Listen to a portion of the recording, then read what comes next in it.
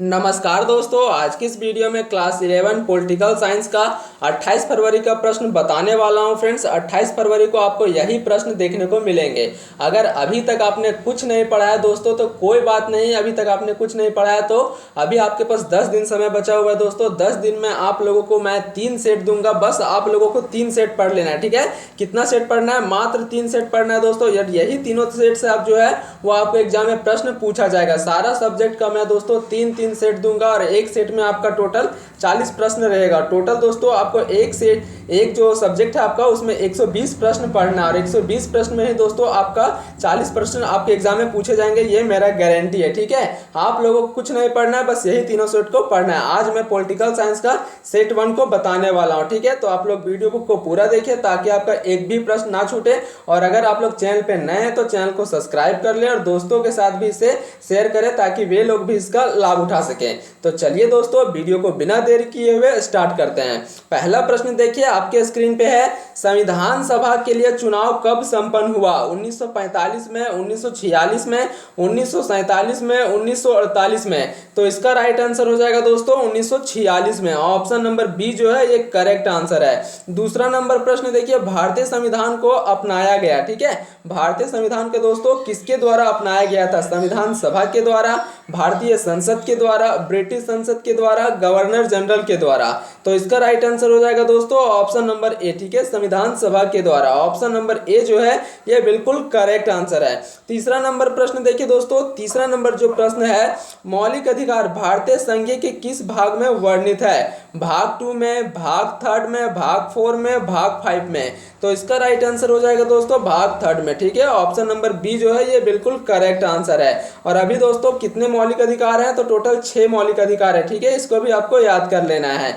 आगे देखिए नेक्स्ट प्रश्न आपसे पूछा गया है, चौथा नंबर प्रश्न है दोस्तों, मौलिक अधिकारों के संशोधन में कौन सक्षम है? ठीक है, मतलब दोस्तों मौलिक अधिकार में कौन परिवर्तन कर सकता है, संशोधित कर सकता है? लोकसभा, राष्ट्रपति, सर्वोच्च न्यायालय, संसद। तो इसका सही आंसर हो जाएगा दोस्तों संसद। ऑप्शन नंबर डी जो है ये बिल्कुल करेक्ट आंसर है।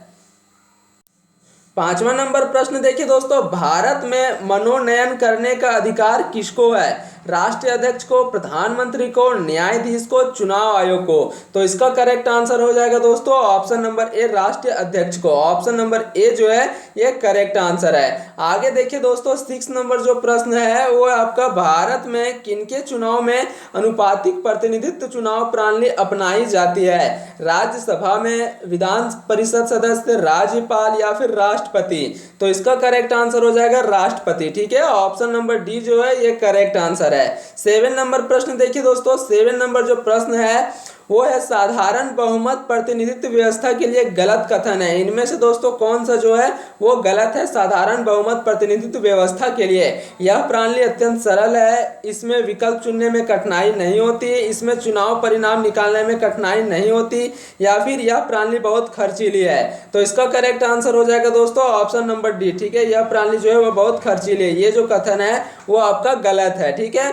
आगे देखिए 8वां नंबर जो प्रश्न है, संघीय कार्यपालिका, ठीक है, संघीय कार्यपालिका की व्याख्या संविधान के किस भाग में की गई है? भाग 2 में, भाग 3 में, भाग 4 में, भाग 5 में। तो इसका सही आंसर हो जाएगा दोस्तों भाग 5। ऑप्शन नंबर डी जो है ये बिल्कुल करेक्ट आंसर हो जाएगा, ठीक है, भाग 5। आगे देखिए दोस्तों 9 नंबर प्रश्न,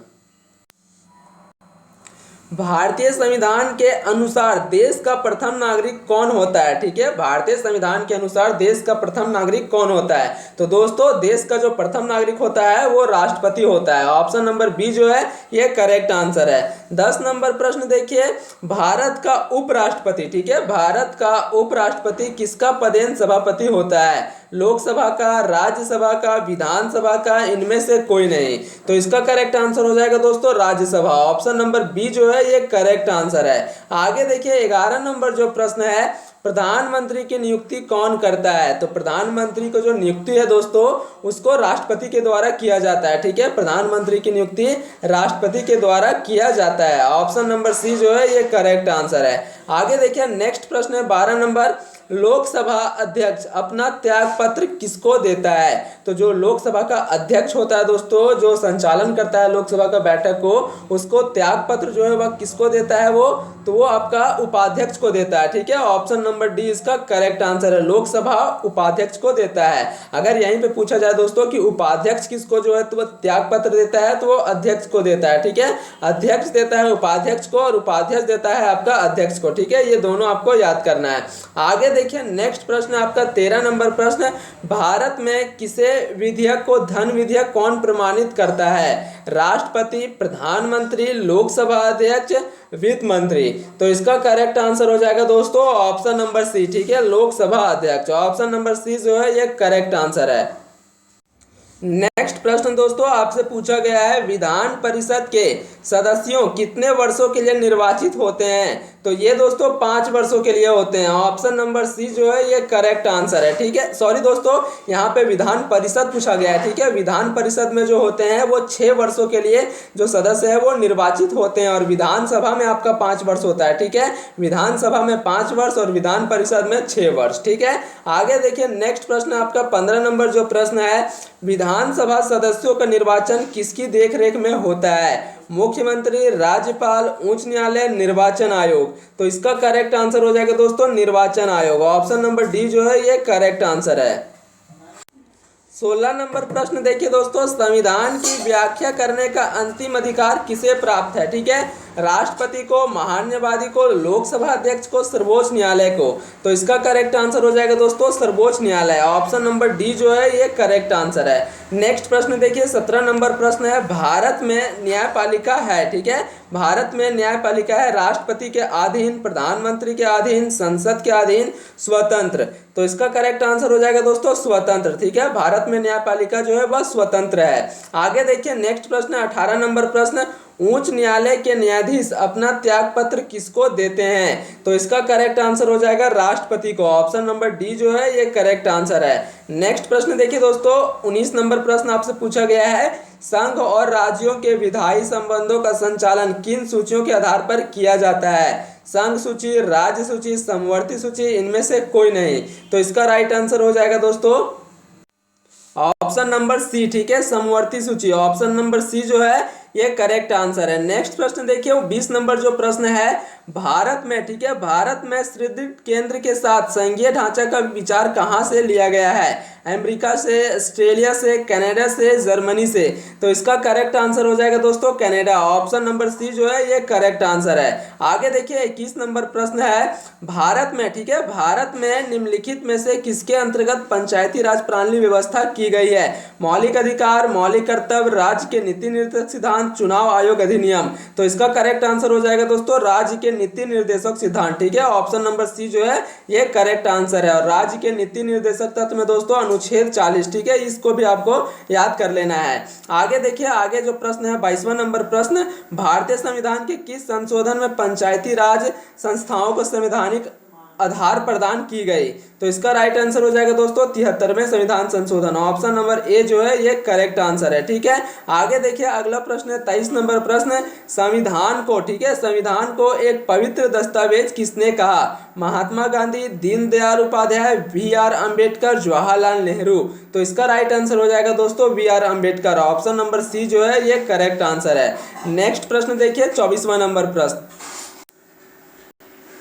कल्याणकारी राज्य, ठीक है, कल्याणकारी राज्य की संकल्पना का समावेश भारत के संविधान में है। मौलिक अधिकार में, मौलिक कर्तव्यों में, प्रस्तावना में, राज्य के नीति निर्देशक तत्व में। तो इसका राइट आंसर हो जाएगा दोस्तों राज्य के नीति निर्देशक तत्व में। ऑप्शन नंबर डी जो है ये करेक्ट है। आगे देखिए 25 नंबर प्रश्न है, भारतीय संविधान में संशोधन के लिए विधेयक लाया जा सकता है केवल लोकसभा में, राज्यसभा में, या तो लोकसभा या तो राज्यसभा में, भारत के न्यायालय में। तो इसका सही आंसर हो जाएगा दोस्तों ऑप्शन नंबर सी। ठीक है, या तो लोकसभा या तो राज्यसभा में। ऑप्शन नंबर सी जो है ये करेक्ट आंसर है। आगे देखिए 26 नंबर जो प्रश्न पूछा गया है, राजनेताओं के लिए राजनीति क्या है? दावा पेंच है, धोखा या स्वार्थ सिद्धि का उपाय है, जन सेवा है, शांति प्रदर्शन है।